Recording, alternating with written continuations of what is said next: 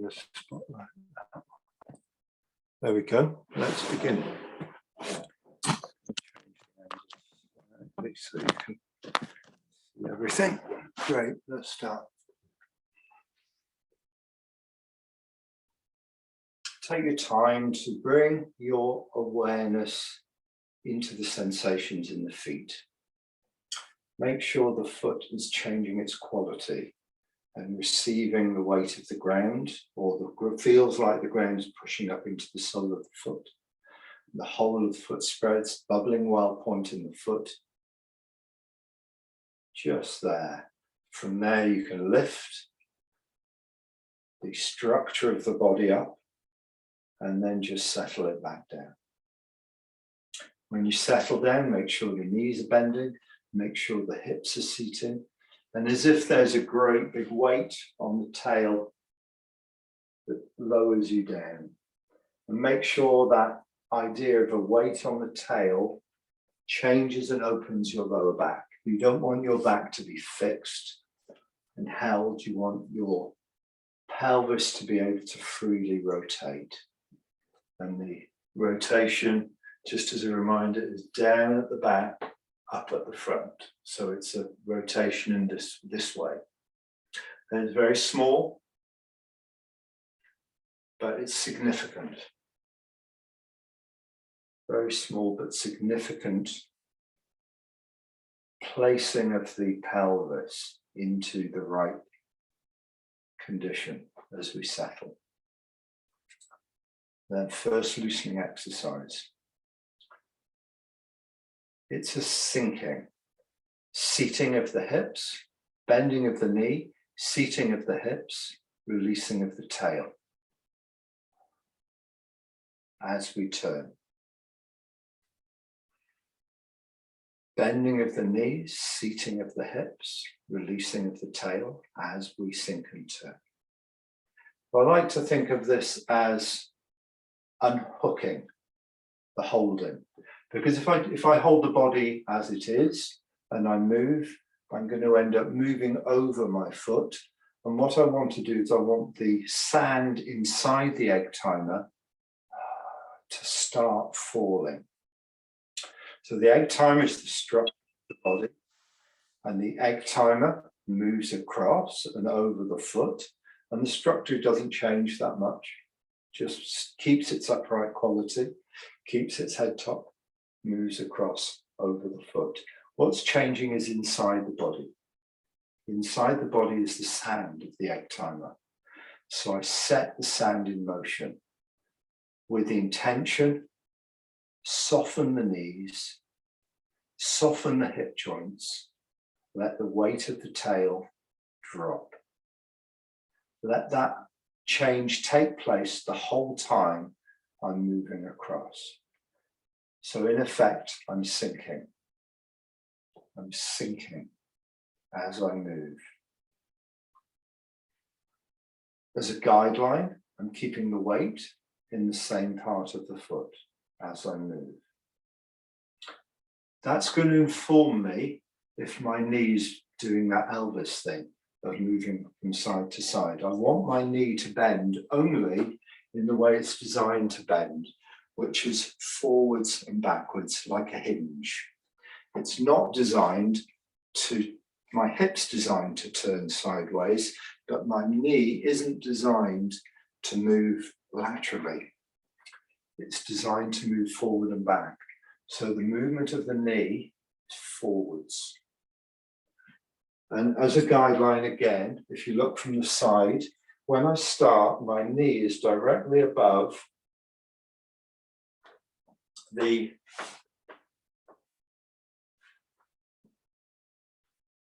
gap between the big toe and the middle toe, the second toe, straight above that. That's the starting point. And when I finish, when I sink and finish, the knee comes no further forward than the edge of the toes. So the knee has only moved forwards probably an inch or an inch and a half maximum. And the sensation is that the weight straight into the center of the foot. And an indication that I'm not moving accurately is that the knee rolls in, the weight goes onto the inside edge of the foot. Now what's happening there, and I've repeated this before, but I'm going to say it again, if the hip moves and the thigh moves with it, which means there's tension in the hips, there's tension in the lower back, and the thigh bone moves with the hips, it also moves the knee. This becomes one unit locked. What I want is I want some separation between the hips and the thigh. So the tissues, the muscles, the ligaments, all have to be softening so the hips can move separate and open the hip joint. That's the movement I'm looking for. Opening of the hip joint as I turn and sink.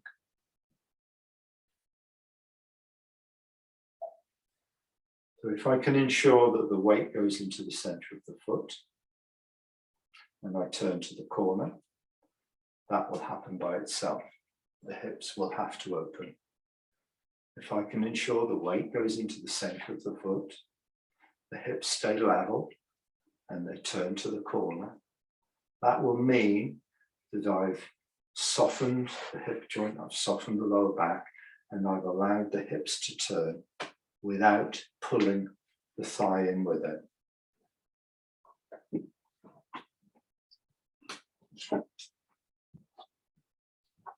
So if we just keep going.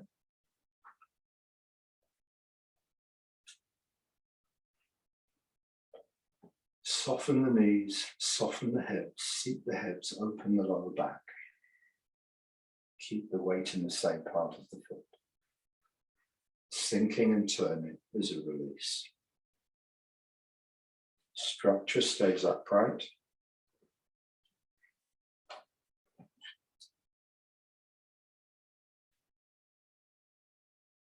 Body sinks. If you end up over your foot, tighten the ankle or rolled in, try and slow the movement down to make sure that the changes you're looking for happen during the movement. Another way of saying that is that the changes we're aiming to make enable the movement to take place. So if you think of a hose pipe with the tap, the water in the hose wants to move, but the tap is shut. The tap stops the movement taking place. As soon as you open the tap, the water flows. And it's the same with the movement in the body. The body wants to move. It wants to fall to the ground with gravity. So we, like opening the tap, we open and soften the joints, the knees, the hips, the lower back, so that the movement can take place. If I can monitor the internal changes, which are the softening of the muscles, the melting and changing of the muscles, if I can monitor the internal changes, then the movement towards the foot, towards sinking, towards grounding, towards stabilizing over the foot, brings me to a position where I feel connected, upright, relaxed, and lightly buoyant and pressed onto the ground. And the refinement of my Tai Chi is how I pull my weight from one to the other without disturbing my balance, without disturbing without generating tension in the body. If I just move, and you can try this, if you just move across, you'll end up either out of alignment or tight somewhere in the body. If you just move the structure without any internal changes, you'll end up balanced like a triangle on the point of the triangle. What we want to be is like a pyramid, nice and stable. So the movement is governed by the internal changes. Bend the knees, set the knee in movement, set the hip in movement, set the lower back in movement. In release, set the knees in release, set the hips in release, set the lower back in release, and move so those changes in the knees, in the hips, and in the lower back continue right through to the end of the movement.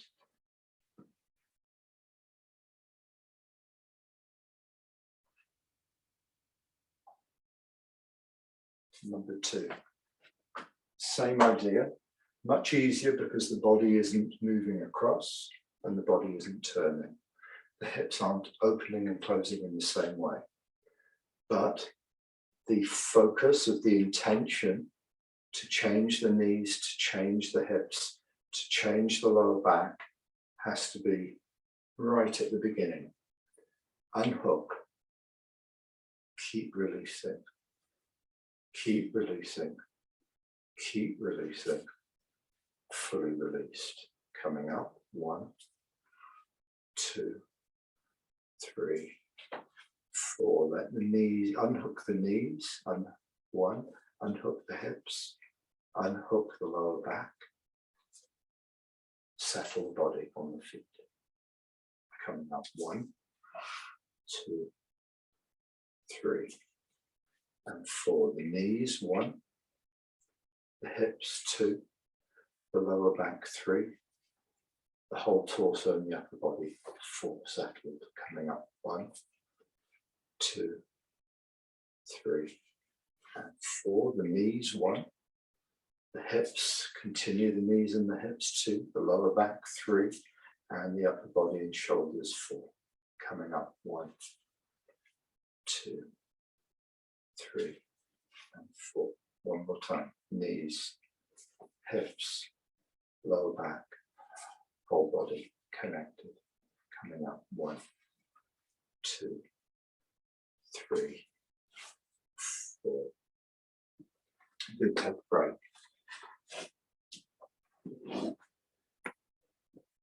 What causes the internal changes and the internal releases is, of course, you're giving a message to your body to change. We call that intention, the intention to internally release. And that intention is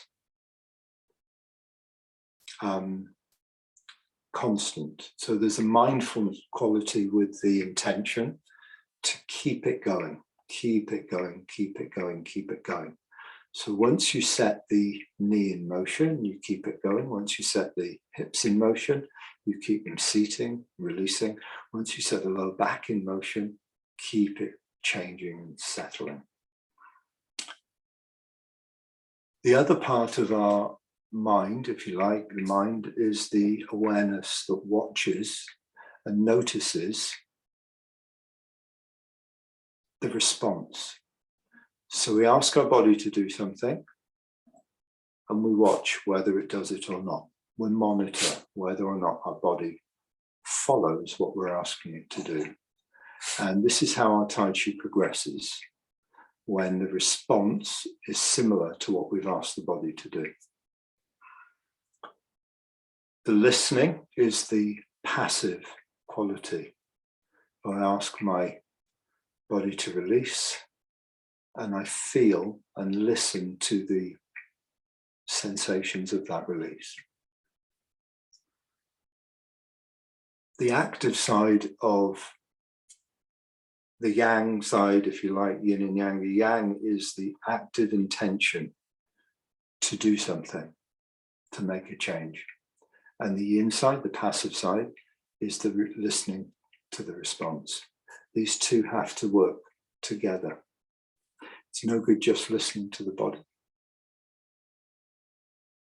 Nothing will happen. If you just listen to the body, nothing will happen. It's no good just telling the body to do something without monitoring it, because you need to refine it. You need to make sure it's doing the right thing. So there's a monitoring quality. And these two working together create an intelligence in the body. It's not an intelligence like maths or, you know, A levels, O levels and degrees, and it's an intelligence of the body. You ask it to do something, it does it. It's intelligent. It's a natural response. So how do we bring that into our practice? We send an intention for the body to change. We need to find the part of our communication with our body that tells us to bend the knees in the right way, that tells us to seat the hips, that tells us to loosen and open the lower back. The best place to talk to our body is on a much deeper, quieter level. So Patrick's advice to drop to a sleepier, more quiet, internalized place before you begin your practice is an excellent advice, because that's the best place from which the body will start to listen to our intention. So when the intention, just gonna make sure the door's closed. When our intention to move is connected to the body, the intention has to be connected to the body. It's no good just having an intention as a thought. Okay, you know, you can think a million things. You know, I'm gonna do this, and I'm gonna do that, and I'm gonna go on this diet, and I'm gonna, you know, go on that holiday. And sometimes these things happen, and sometimes they don't. They're ideas. What we want is an intention that's definitely going to cause a result. We don't want to be thinking our knees are bending. We want to send a message that our knees are bending. We monitor whether or not that takes place. We're being asked to slowly let the knees bend smoothly, let them change until they get to a finished place. And that's the timing of the move. So my knees are bending the whole time I'm sinking. The whole time I'm sinking, my knees are bending, my knees are bending, my knees are bending, the movement's finished. Finish of the knees. My hips are seating, my hips are seating, my hips are seating, my hips are slowly, steadily seating. End of the move. My lower back's changing, starts to change, keeps changing, knees are still bending, hips are still seating, lower back's opening, finish of the move. Everything comes together just like the hands of a clock all coming to 12 o'clock at the same time. Second exercise, you start by unhooking the holding in the body. Take the mind deeper, begin to let go. 1, keep it smoothly changing. 2, keep it releasing. 3, settling. 4, coming up. 1, 2, 3, and 4. Weight going into the same part of the feet. Knees bending, hips seating, lower back opening, whole body settling. Pushing up from the same part of the feet, right through to the crown of the head, and bring the focus up through the body when you lift.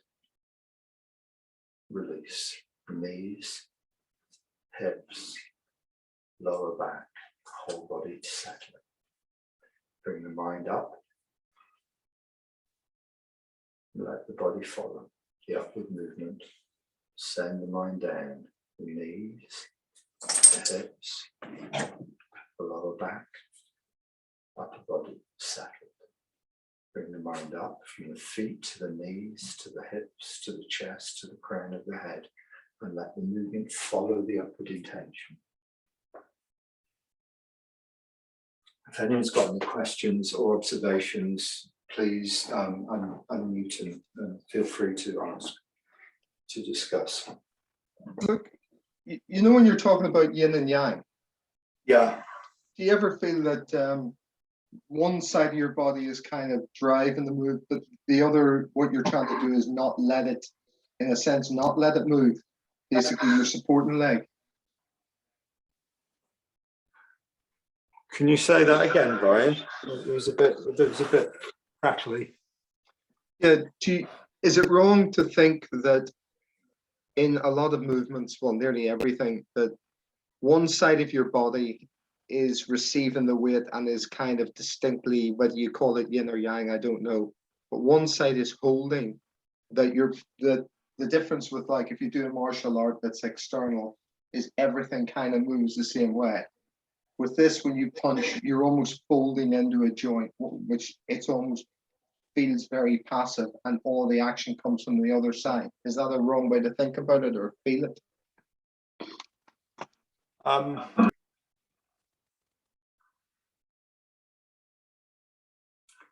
Yeah, I wouldn't do that. I'd change both sides, because the classics of Tai Chi say when one thing changes, everything changes. And when one knee bends, both knee bends, and when one hip softens, both hips soften. So you say you're doing the first loosening exercise, for instance, you don't just want to soften one side because you'll fall in out of alignment. You need to soften both knees. You need to soften both hips. One side will fill and one side will empty. As a result of the weight pouring into the left side, the right side empties of weight, but both sides are changing. They're doing different, they've got different functions, because the left side is supporting the body buoyantly. The right side is just as important, but it's got a different function. So don't ignore one side, and don't think of one side as having active and the other side not being active. They're both active. Okay, thank you. Alive. They're both alive and they're both active. For example, I like to give an example so you can really feel it. When we come into the centrally stable posture, when we drop down and forwards into the centrally stable posture, the front leg's just as important as the back leg. For issuing, the loading of the front leg is just as important as the loading of the back leg. So when we drop in here, the dropping of the back knee, there should also be a sinking in the front leg. Front leg, it has to change its quality. You can't just keep the front leg passive when you drop the back knee, because the changes inside the body happen right through the whole body. One change in the body changes through the whole body. So what we're looking for when we drop into issue here in the form or with a partner is that when I'm connected in the center, when I drop the back knee, the front leg loads a little bit as well. And as the back leg rebounds, the front leg continues to load. So the root, if you like, or the connection in the front foot is also developing while the back leg's being pushed onto the ground. You can't say it's just on one side and then passive on the other.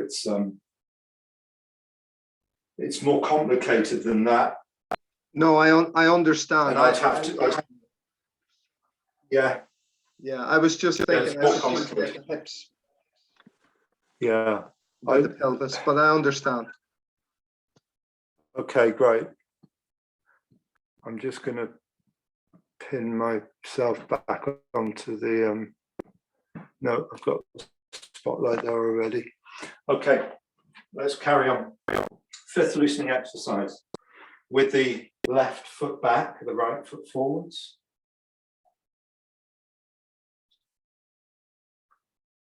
Sitting back isn't a movement backwards.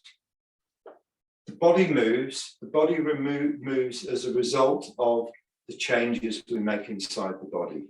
So the bending of the knee, the unhooking or the releasing of the knees, the seating of the hips, the opening of the lower back, enable the body to move backwards. If I don't make any changes inside the body doesn't move. The body just stays where it is. As soon as I change the knees, as soon as I soften the hips, as soon as I release the lower back, it sets the body in motion. So these changes take place all the time I'm sitting back. And the result is I feel very grounded in the back foot, I feel connected to the back foot. What I don't want to do is move and not have any internal changes, then I'm just hovering over the back foot. If I don't have any internal changes and I just move my body weight over my foot, my back leg hasn't made any changes. So my back leg is in the same condition it was when I'm in the 50-50 position. Doesn't want to be in the same condition as the 50-50 position because now 90% of my weight is over the back leg. So my back leg has to change to accommodate the weight that's coming into it. So the knees need to bend, the hips need to seat, the lower back needs to open, the pelvis needs to lightly rotate to accommodate the extra weight that's coming onto the back foot.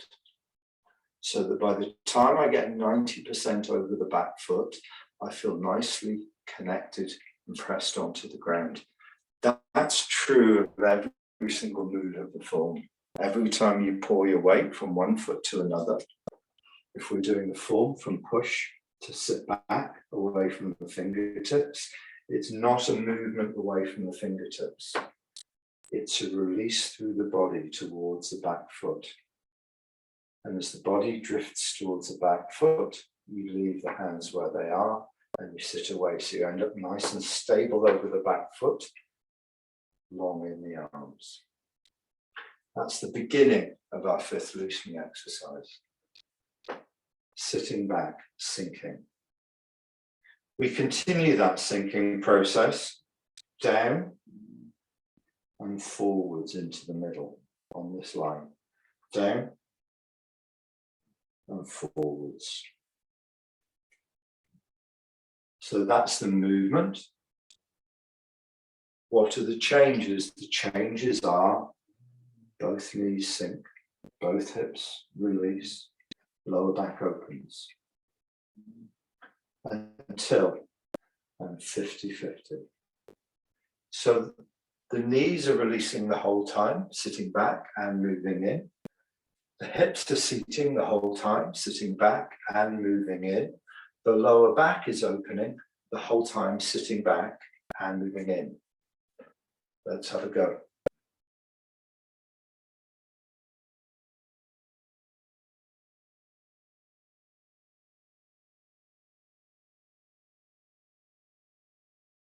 Don't worry about the next bit. We're just practicing the intention to unhook and release. Let the body drift back. Keep unhooking and releasing, drifting. Down and in. Connected in the center. Come back up slightly. Unhook. Drift back. Lightly connected. Halfway down. Sink. Drifting. Fully down at your lowest point. Come back up about half an inch or an inch. Halfway down as you sit back, 90% back. Fully down into the center. One smooth release. The body is moving backwards and in, but the release is one smooth release.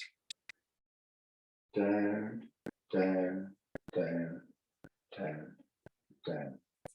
Okay, just like our number 2 exercise, one smooth release, release, release, release, release. One smooth change, down an inch or an inch and a half Here, one smooth release, down half an inch, sitting back, down the second half inch, coming into the center. We want to make sure that when we arrive in the center, we've still got a small amount of room to drop. We're not at our absolute bottom, where, what can you say, the body's still springy. It's not into a locked position, it's into a place where there's a little bit of movement downwards in the center. Okay, so when I come into the middle, I need to be lightly sprung in order to drop the back knee, become a little bit more sprung and go through. So it's like you come onto a trampoline, then you stretch the trampoline and you go through. The weight of the body will push the trampoline down in the center, and then the force of the body dropping in and out will stretch the trampoline. Well, let's do the fifth loosening exercise together. Release, unhook, let the body fall. Smoothly back, lightly touch the back foot, sink in and through, lightly connected in the middle. Drop the back knee, let the back foot press onto the ground. At the same time, let the front foot press onto the ground. Let the upper body relax and expand the back leg through to the fingertips. Sit back. Change the knees, change the hips, change the lower back. Keep changing inside the body, just like sand inside an egg tiny, changing, changing, changing, changing, upright, settled and connected. Load the back knee or load the back leg by dropping the back knee to the ground, opening the back hip joint, let the front foot push onto the ground more. Release the back knee, let it rebound and expand. Relax the upper body, let it come through to the fingertips. One more time. Don't just move back. It's a common mistake that I see again and again and again and again, that people just move. Okay? Try and, before you move, go to a deeper place. Instigate an internal melting. Unhook the body. Let it fall. Let it fall. Think of your up and down exercise that we do, where you let the body fall, or the beginning of the fall, where you just let the body fall. Here, the same thing, although we're moving backwards, let the body fall to the back foot. Let the body fall down and move it. Load the back knee. Expand the back leg.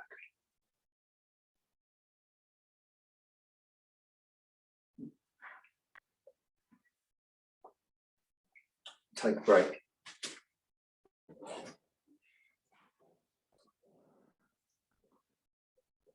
The refinement of the Tai Chi practice, or the development of our practice, is the ability to feel and make the body change on the inside. And remember, it's an internal art. What does that mean? It means that the internal changes are married completely with the external movements. We don't ever really want to have independent external movements. Well, every time we move, we want there to be corresponding changes on the inside of the body. We have to know what those changes should be to look for them. They're given in the principles, and then we can make them happen as we move. And the result is that we feel grounded, upright, relaxed, connected, if and when the internals marry with the externals. When we just move, we'll be in the right position, but we'll feel all over the place and wobbly and tight in the ankle and held in the body. But the position might be right. So we want the right position, but we want the right quality.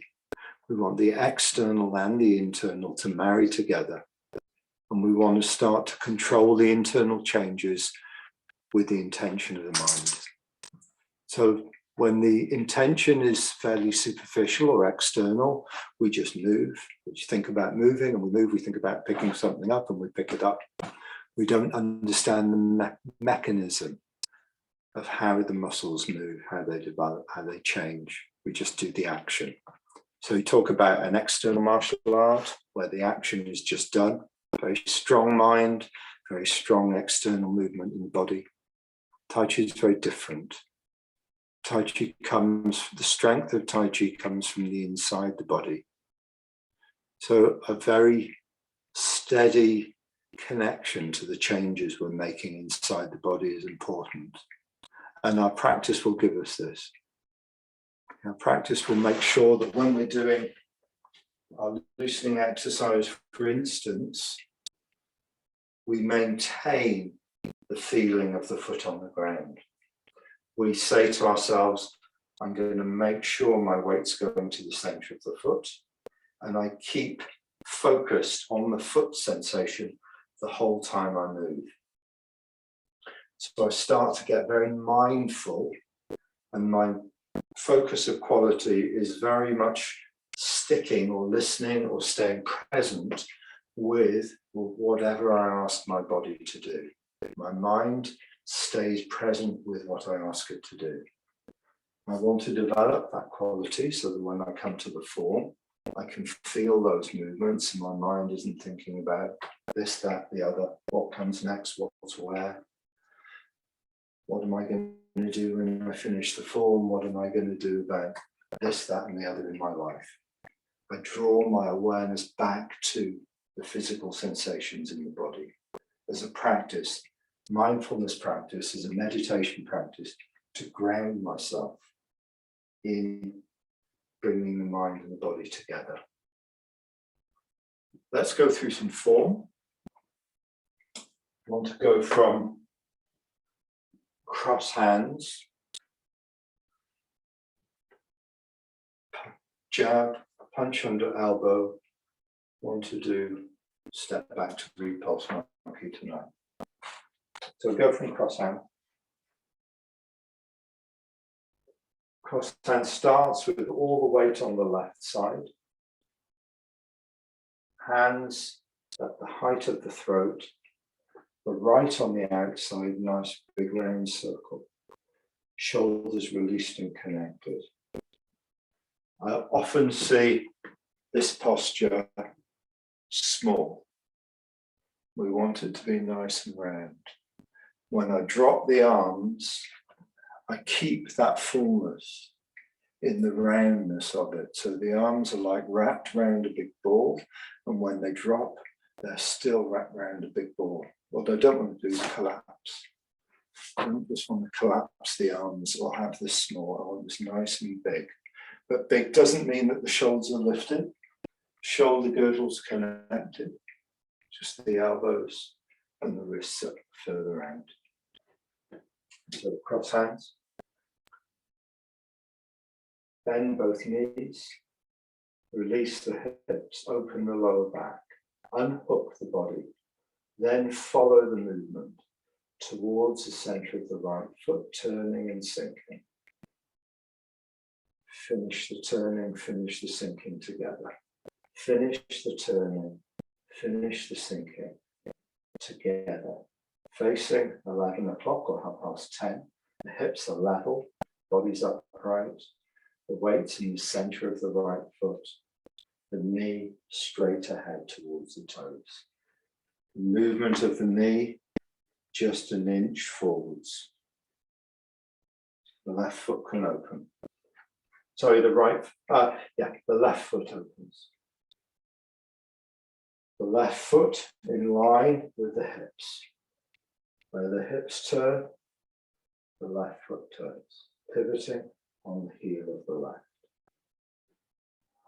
One smooth release. Turning, lifting the left hand, Pass the weight to the right, to the left foot. Now this is to do with softening the knees, releasing the hips, seating the hips, relaxing the lower back, so that you're pouring your weight gradually onto the left foot and sitting back. From crossed hands,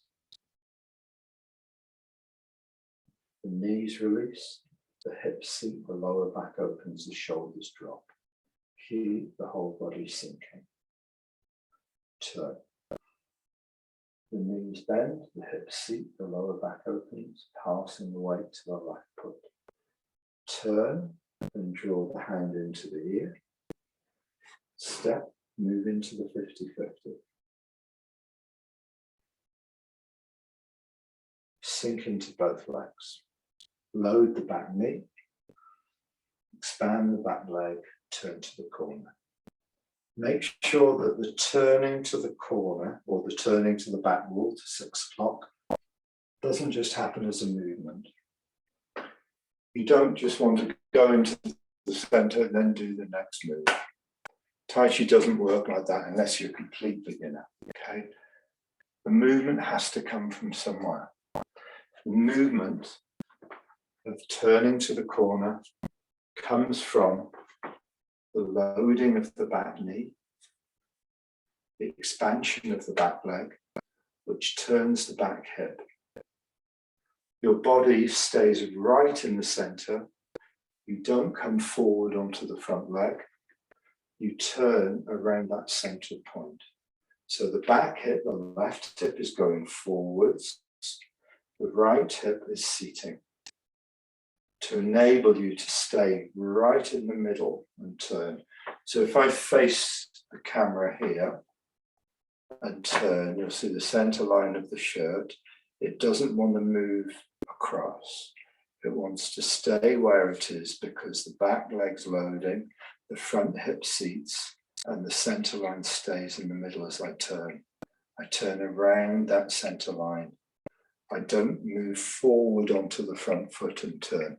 Let's go from cross hands.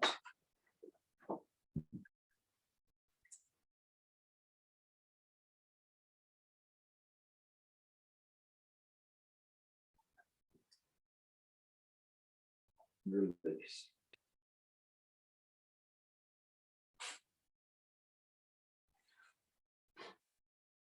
Into the 50-50. Connect. Load the back knee. Expand the back leg and turn. Stay in the center, turn back. Now the right hand is on top. Sitting to the left foot. Release, both knees soften. Both hips start to seat. Lower back starts to open. Sit back. Turn open. Turn back. Move in. Press just doesn't come from the hands going out. The press comes from loading the base, expanding the base. At the same time, softening the upper body onto the base, so the force of the back leg expanding can come through to the press. Sit back. It's not just a movement, it's a release. Knees, hips, lower back. 90% to the back foot, hands elongate, move in, loading the base. The push doesn't just come from pushing the hands out, doesn't come from contracting the body. The push comes from loading the back knee, expanding the back knee, bring the mind up and out, follow the movement through to the fingertips. Keep the torso sinking. Sit back isn't just a sit back. Sit back is release the knees, seat the hips, open the lower back, follow the movement towards the back foot, the left turn. Single whip towards 10:30. Into the center. Load the back knee, expand the back leg, Soften the torso straight down. Let the movement come through to the hands. Sit back, turn clockwise, turn anti-clockwise, step right, walk onto it, step left, keep turning, move onto the left foot and finish the sinking as you finish the turn. Turn and jab.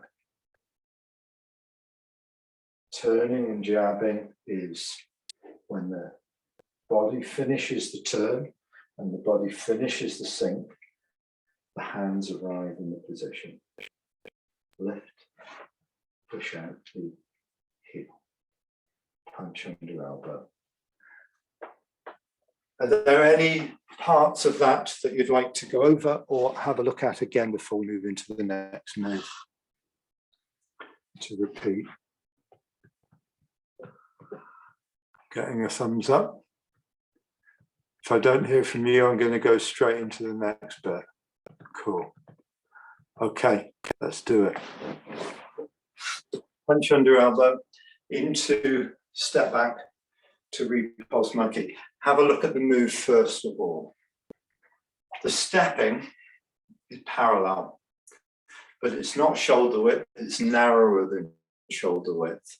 And the feet are facing forward and back. They don't face out to the corners. They face straight back.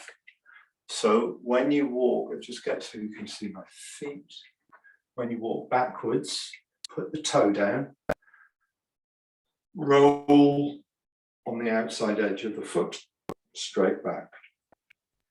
Step, put the foot down. You can see they're about a fist width apart. Feet are about just over a fist width apart. Step straight back. And the stepping back, I'm not going back very far. I'm putting my toes down just in line with the heel. Just in line with the heel. What you want to make sure when you do this is that you're stable. Because if you just move, you won't be. If you just move backwards over your foot, you'll be wobbly. You have to find the sand inside the egg timer while you move. The sand inside the egg timer. The sand is the inner changes. When you move an egg timer here, there, and everywhere, you don't see the inner changes, but the sand is moving down. The sand is the knees bending, the hips seating, the lower back opening, the shoulder girdle dropping. These things have to take place while you're moving your weight back over the foot. That gives me the stability to move my foot backwards. Then release while I'm sitting back. We're just doing it straight. We're not turning. We're just doing the stepping. Release, release, release, release, release until I'm 100% over the foot. Keep the release going. Keep the release sinking. Keep the intention to sink taking place till you're 100% over the foot. And step with the other foot. In the exercise, we step back, we turn open, we turn closed, we step, we move back. 100%, we turn open, we turn closed, we step. Turn the hips, turn back, step, slap the dog out.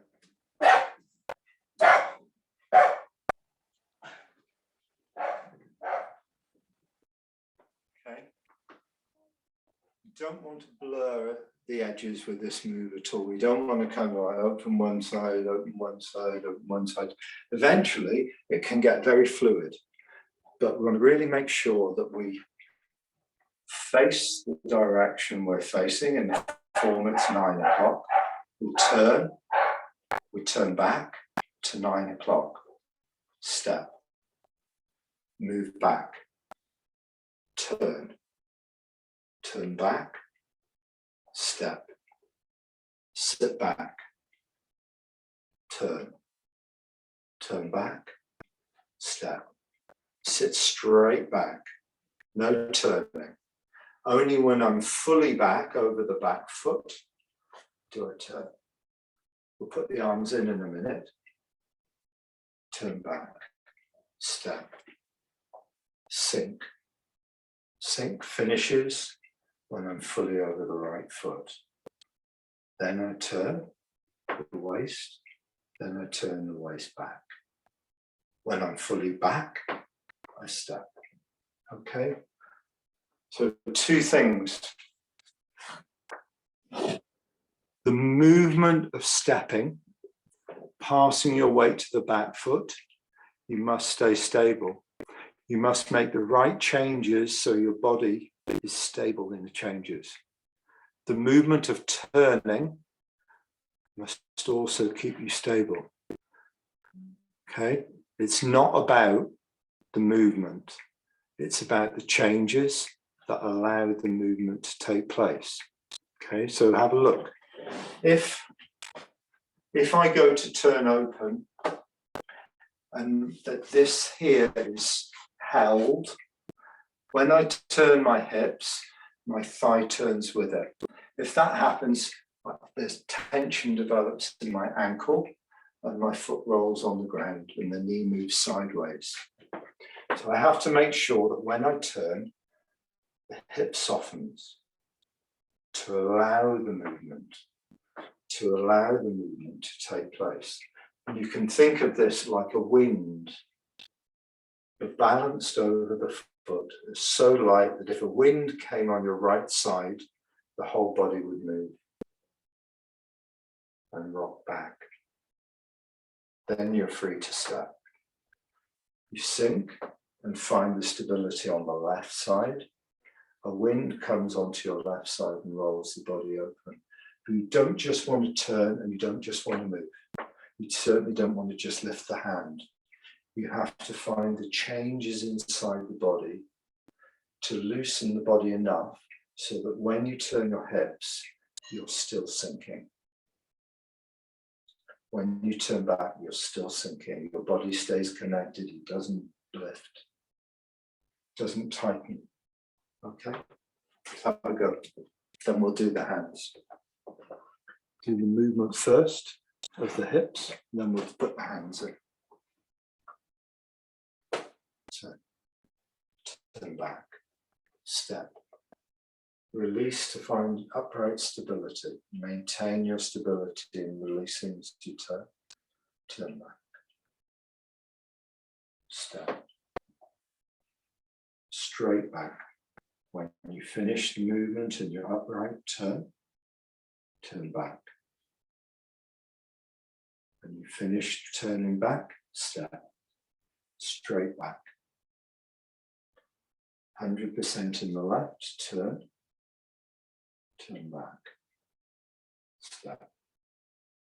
Okay, so I don't mind if you don't turn as far as you'd like to turn. It's better you don't turn so far than you lose your grounding, or that you turn, if you turn and you go 100% to the corner but you become unstable, you haven't benefited anybody.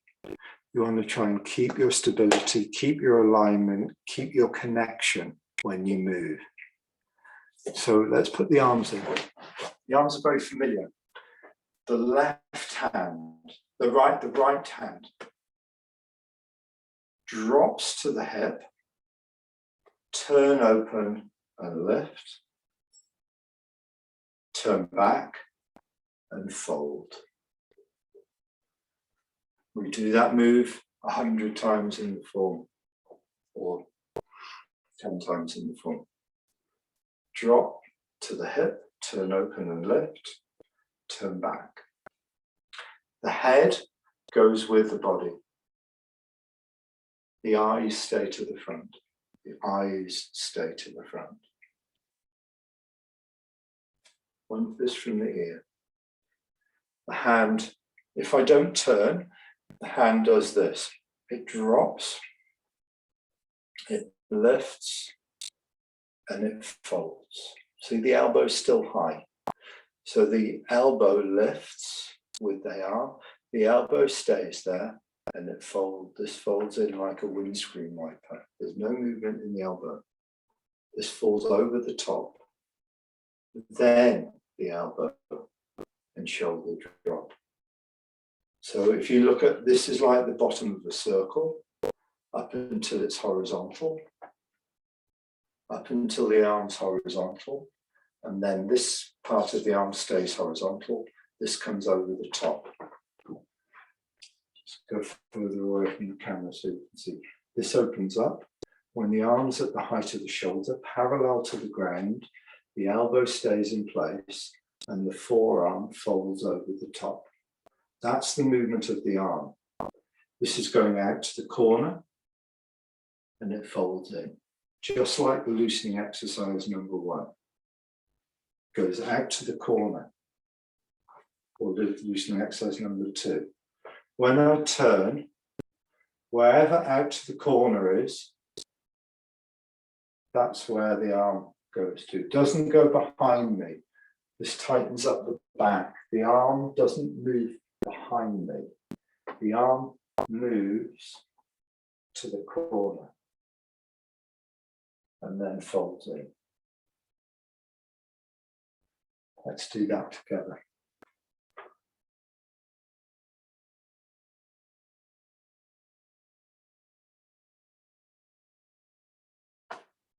Then I step left. This hand drops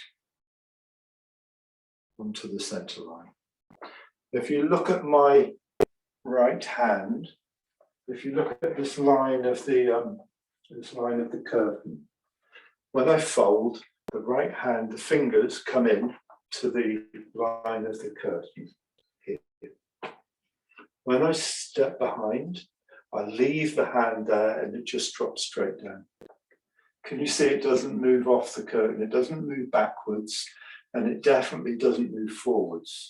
It looks like the hand goes forward, and there's a tendency to push the hand forward and make a break in the wrist. It doesn't do that. The hand literally drops from this position with the elbow parallel to the ground. It drops into the center line. From here, the shoulder relaxes, the elbow drops, and the hand drops onto the center line.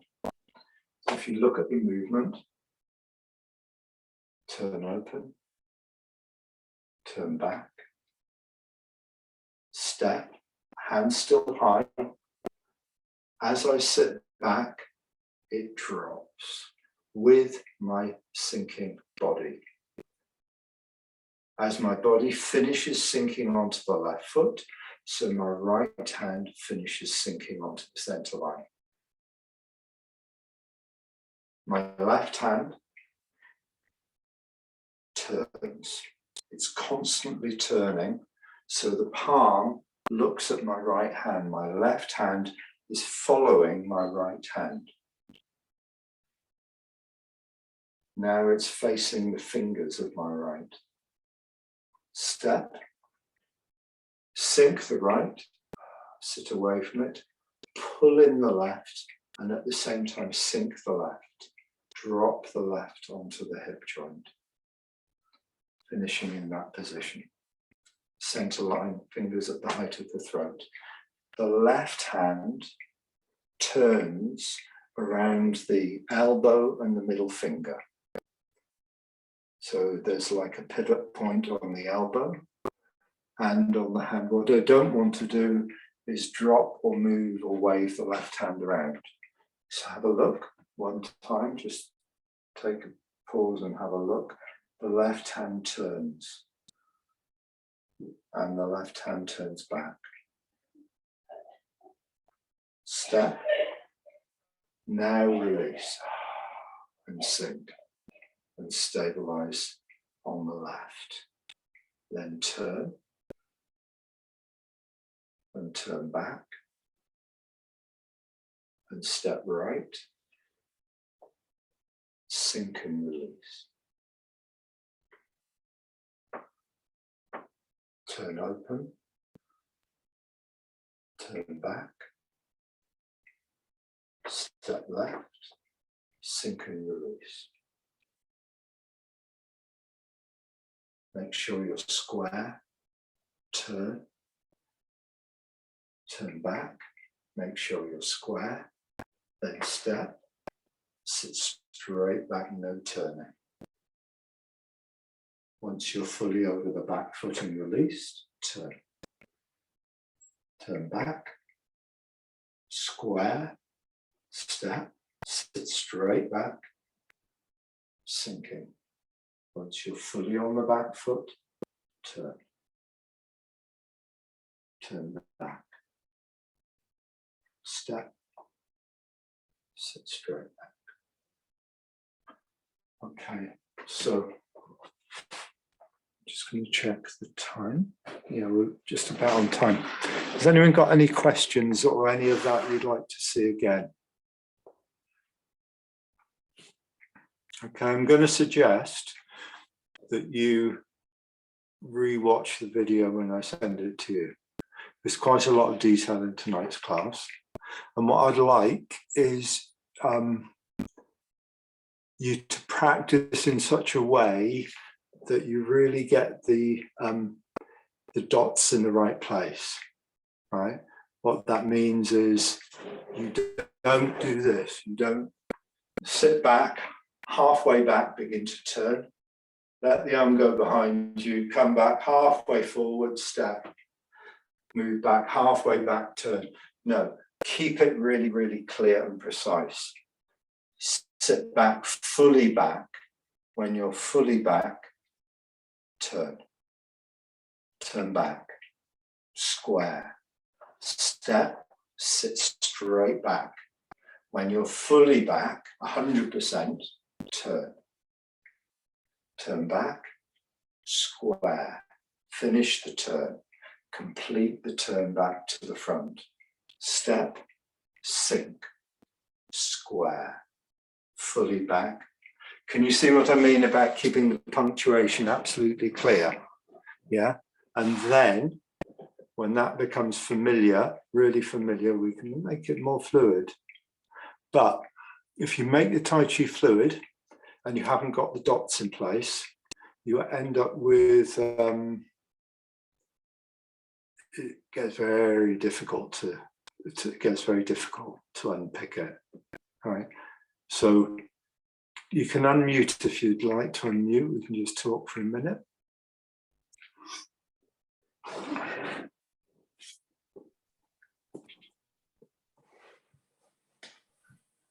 Okay. Does that add a layer of clarity to your practice? It does for me. I think when I was doing push repulse, stepping too far back, that was making me very unstable. So taking smaller steps for me makes a lot. Yeah, great. That'll make a big difference, Kath, because what it'll mean is you'll just feel more comfortable in your movement, and you'll be able to wobble feel about a bit less. Yeah, because it's parallel steps, and because they're quite narrow, it's easy to be unstable in this one. Yeah. So take the movement slow, take smaller steps, take the movement slow, and try to have this melting down quality as you move backwards. Try and capture the feeling of the beginning posture of the form when we stand with our heels together and we just drop downwards. Try and capture that feeling as you sit backwards onto the back foot.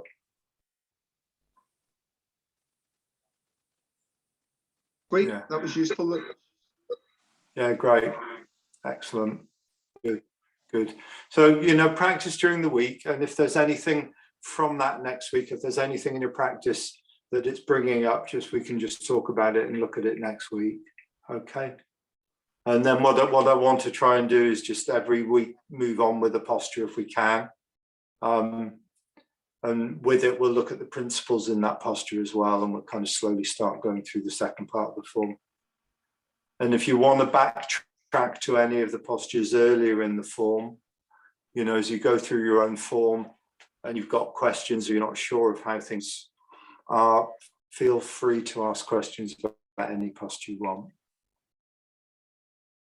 Okay. Great. Excellent. I'll send you the video tomorrow. Have a good evening and a good week, and we'll catch up soon. Thanks, Luke. Cheers, guys. Thanks very much. Cheers.